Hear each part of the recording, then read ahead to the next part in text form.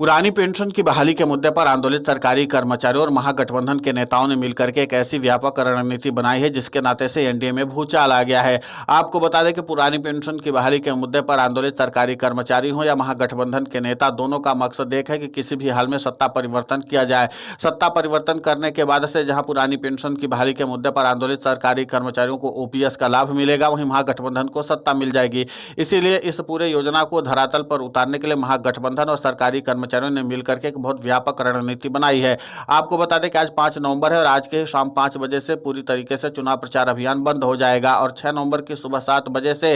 Voting पड़नी शुरू हो जाएगी। और इसके लिए सरकारी कर्मचारियों ने ये योजना बनाई है कि महागठबंधन के कार्यकर्ता और पुरानी पेंशन की बहाली के मुद्दे पर आंदोलित सरकारी कर्मचारी सघन जनसंपर्क अभियान चला करके अपने कोर वोट बैंक को एकजुट करना और एक मुफ्त तरीके से उनको ले जाकर के मतदान केंद्र में वोट डलवा देना, ताकि किसी भी तरीके से वोट छिटकने ना पाए। क्योंकि कई बार ऐसा हुआ है कि वोट बैंक प्रभावित हुआ है। इस बार महागठबंधन ने भी काफी ज्यादा सतर्कता बरती है और इसी के साथ पुरानी पेंशन की बहाली के मुद्दे पर आंदोलित सरकारी कर्मचारी भी एक एक कदम फूंक फूंक कर करके रख रहे हैं, क्योंकि उनको भी पता है कि अगर सत्ता परिवर्तन करने का खेला बिहार से छटक गया तो फिर जाहिर सी बात है कि 5 साल तक इंतजार करना पड़ जाएगा और एक अच्छा मौका भी हाथ से निकल जाएगा। और इसी के नाते से पुरानी पेंशन की बहाली के मुद्दे पर आंदोलित सरकारी कर्मचारियों ने सघन जनसंपर्क अभियान को तेज कर दिया है। और इसी के साथ महागठबंधन के कार्यकर्ता भी घर घर जाकर के अपने संपर्क अभियान को टारगेट करेंगे, ताकि पूरे तरीके से वोट को अपने हाथ में लिया जा सके। अब इसी की रणनीति के तहत महागठबंधन जी ने जो योजना धरातल पर उतारी है, उसी के नाते से एनडीए में भूचाल आ गया है। क्योंकि जाहिर सी बात है कि एक तरफ वोट स्ट्राइक सरकारी कर्मचारी करेंगे, दूसरी तरफ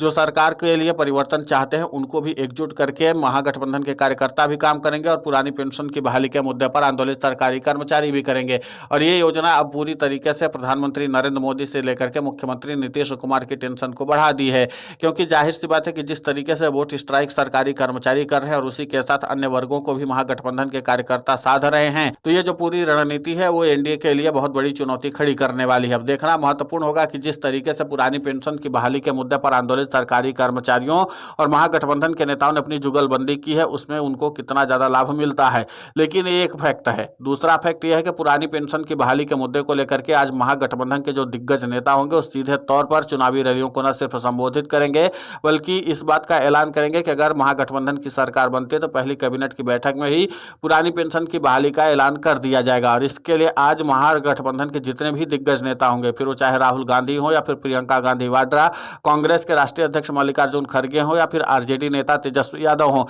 हर किसी को इस बात की जिम्मेदारी सौंपी गई कि आज हर एक चुनावी रैली में पुरानी पेंशन की बहाली के वादे को प्रमुखता से उठाना है, ताकि सीधे तौर पर सरकारी कर्मचारियों को अपने भरोसे में लिया जा सके। और चुनाव के अंतिम चरण में अगर महागठबंधन के दिग्गज नेता पुरानी पेंशन की बहाली का मुद्दा उठाएंगे, और आपको ध्यान देने वाली बात यह है कि इस बार बिहार में महागठबंधन की जो चुनावी रैली होने वाली है, यानी कि 5 नवंबर को जो चुनावी रैलियां हैं, वहां पर पुरानी पेंशन की बहाली के मुद्दे पर आंदोलित सरकारी कर्मचारियों का गढ़ है। यानी हर एक जगह पर जहां सरकारी कर्मचारियों की तादाद सबसे ज्यादा है, वहीं पर ही महागठबंधन के दिग्गजों की आज चुनावी रैली होने वाली है। तो जाहिर सी बात है कि जब इतनी तादाद में सरकारी कर्मचारियों के जोश को जगाया जाएगा, तो ये सरकारी कर्मचारी सत्ता परिवर्तन करने में निर्णायक भूमिका तो निभाएंगे ही। और इसीलिए महागठबंधन ने अपने ताश के पत्ते अभी तक खोले नहीं थे। लेकिन इसी के साथ अब महागठबंधन के जो दिग्गज नेता हैं वो पुरानी पेंशन की बहाली के साथ साथ महागठबंधन की अन्य गारंटियों को भी गिनाएंगे, ताकि अन्य वर्गों को भी साथ करके अपने वोट बैंक को मजबूत किया जाए। तो कुल मिला करके यह है कि आज जो है वो सभी लोग एड़ी चोटी का दम लगाएंगे। जाहिर सी बात है कि जब महागठबंधन की ओर से इतनी सारी कवायदें और रणनीति और योजनाएं बनाई गई हैं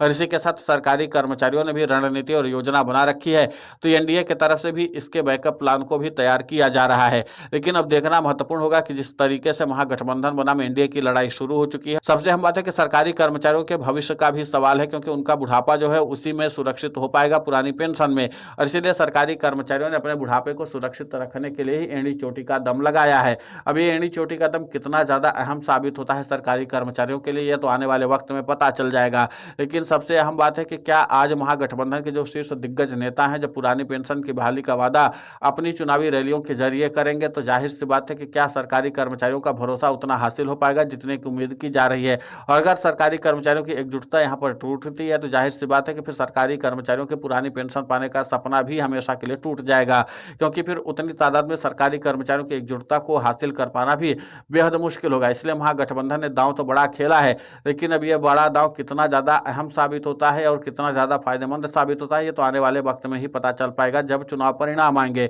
एक और दिलचस्प बात हम आपको बताना चाहते हैं और वो दिलचस्प बात यह है कि इस बार पुरानी पेंशन की बहाली के मुद्दे पर आंदोलित सरकारी कर्मचारियों के साथ सरकारी नौकरी की तैयारी कर रहे युवा भी हैं और इसलिए इनका कोर वोट बैंक काफी ज्यादा मजबूत होता हुआ नजर आ रहा है। और इसी के नाते से सत्ता परिवर्तन होने की जो धारणाएं हैं वो भी सबसे अहम रोल में दिखाई दे रही हैं। एक और दिलचस्प बात यह है कि पुरानी पेंशन की बहाली के मुद्दे पर आंदोलित सरकारी कर्मचारियों को लेकर के न सिर्फ महागठबंधन के नेता अपनी ओपीएस बहाली के वचन को दोहराएंगे बल्कि पुरानी पेंशन की बहाली कर चुके राज्यों के मुख्यमंत्रियों को भी आज सामने लाया जाएगा। और अंतिम चरण के चुनाव प्रचार अभियान में भी जब पुरानी पेंशन की बहाली के मुद्दे पर आंदोलित सरकारी कर्मचारियों की मांगों को ध्यान में रखते हुए पुरानी पेंशन की बहाली कर चुके राज्यों के मुख्यमंत्री गरजेंगे तो सरकारी कर्मचारियों का विश्वास और भी ज्यादा दृढ़ हो सकता है। तो कुल मिलाकर के वोट बैंक के लिहाज से ही महागठबंधन ने पुरानी पेंशन की बहाली का वादा किया है ताकि सरकारी कर्मचारियों की बड़ी तादाद को अपने साथ जोड़ा जा सके और इसी के साथ बिहार में सत्ता परिवर्तन किया जा सके। क्योंकि पुरानी पेंशन की बहाली के मुद्दे पर आंदोलित सरकारी कर्मचारियों ने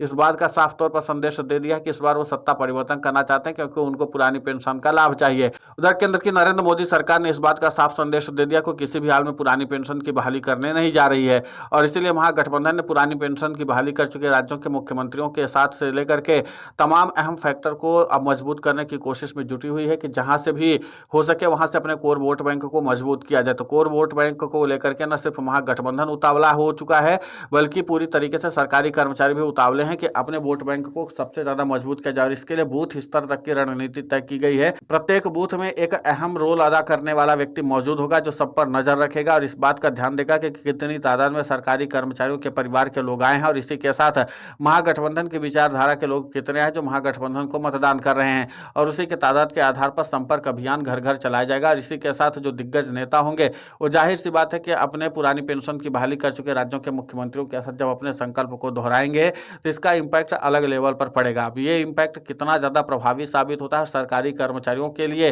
पुरानी पेंशन की बहाली का रास्ता खोलने में कितनी सफलता हासिल होती है, ये सब कुछ देखना महत्वपूर्ण होगा। पुरानी पेंशन की बहाली का मुद्दा एनडीए के लिए भूचाल लाने वाला है क्योंकि एनडीए का सियासी सिनेरियो बिगड़ता हुआ नजर आ रहा है और इसकी जानकारी खुद पार्टी के जो शीर्षस्थ नेता हैं उनको तक दे दी गई है और इसीलिए पार्टी के जो शीर्षस्थ नेता हैं वो लगातार बैठकों का दौर आयोजित करके अपनी रणनीति को धार देने में जुटे हुए। तो उधर सरकारी कर्मचारी भी पुरानी पेंशन की बहाली के मुद्दे को लेकर के काफी संजीदगी दिखा रहे हैं। फिलहाल इस पूरे घटनाक्रम को लेकर के आपकी प्रतिक्रिया बहुत महत्वपूर्ण होती है, आप हमें कमेंट करके जरूर बताएं। साथ ही पुरानी पेंशन की बहाली के मुद्दे पर हम लगातार आंदोलित होकर के खबरें चला रहे हैं। आप हमारे समर्थन के लिए चैनल को सब्सक्राइब करें, खबर को ज्यादा से ज्यादा शेयर करें ताकि पुरानी पेंशन की बहाली का मुद्दा और बुलंद हो।